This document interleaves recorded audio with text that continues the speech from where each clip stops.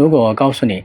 在这个地球上有一个地方颁布一条看似最荒诞、最违背自然规律的法律，禁止任何人在此地死亡，在现实世界里，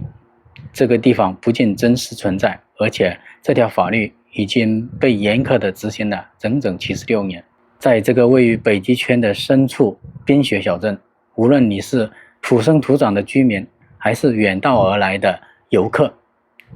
如果你病危或者寻将救木，当地政府会立刻动用一切手段把你驱逐出境，把你送往数千公里外的本土去等死。如果有人不幸突发意外在这里猝死，那不好意思，你的尸体将无法在这片土地上安葬。为什么呢？难道这里掌控着永生的秘密？还是说这片边缘之下封印着什么不能被召唤的魔鬼？今天带你走进这座禁止死亡的极地小镇，拆解隐藏在冰封地底下的终极噩梦。这座小镇的名字叫做朗伊尔城，位于挪威斯瓦尔巴群岛，距离北极点只有1300公里，是世界上最靠北的永久人类定居点。故事的转折发生在上个世纪的50年代，当时小镇的居民发现了一个诡异的现象，那些几十年前埋葬在当地墓地里的遗体，经历了半个世纪之后，竟然完全没有腐烂。当地的医生和科学家们在解剖调查以后脊背发凉，因为朗伊尔城坐落于极深厚的永冻层之上，这里地下土壤温度常年处于零下数十度，整个地理就像一个巨大、天然且永不停息的超低温冰柜，遗体不断腐烂，听起来似乎是某种奇迹，但病毒学家和防疫专家眼中，这意味着是一个灭顶之灾。死亡在这里并没有结束，只是被按下了一个暂停键。人体内携带了所有致命病毒、剧毒细菌，在这个天然冰柜里同样获得了永生，它没有被自然分解，而且以一种极其完美的活性状态被封存在死者的体内。一旦地表发生变动或者疾病爆发，这些几十甚至几百年前的噩梦将随时重返人间。1998年的一天，一支由科学家组成的探险队来到了朗伊尔城，他们小心翼翼地挖出了1918年死于西班牙大流感的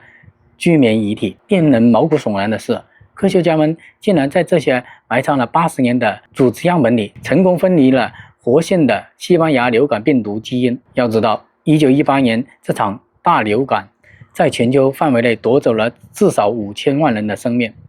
而这种级别的杀手就安安静静地躺在小镇居民脚底下的冻土里，随时等待着重见天日。为了防止不可控的全球性瘟疫从这里蔓延，1950年挪威政府正式出台了那一条震惊世界的法律：朗伊尔城禁止死亡，任何重病患者、高龄老人必须在年终前离开小镇。这里没有医院有能力处理死亡，也没有任何一张合法的木床。如果故事到这里就结束了，那这不过是一个关于人类用智慧规避疫情风险的成功案例。但真正的危机才刚刚开始，因为人们做梦也没有想到，他们试图禁止死亡来封印魔核，正被全球变暖彻底撕裂。北极是全球变暖速度最快的地区，其升温速度是地球其他地区的3到4倍。曾经坚如磐石的永冻层开始以肉眼可见的速度融化。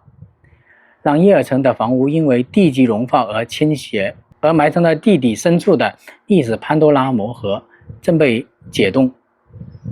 这些绝非危言耸听。几千里外的西伯利亚萨哈共和国同样也有广袤的永冻层。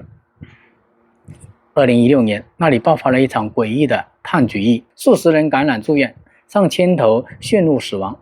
而疾病的源头仅仅是当年因为异常的高温融化了一层冻土，露出了一具埋在地底下75年之久的受感染的驯鹿尸体。沉睡了3/4世纪的炭疽杆菌在解冻的瞬间苏醒，迅速席卷了整个草原。那么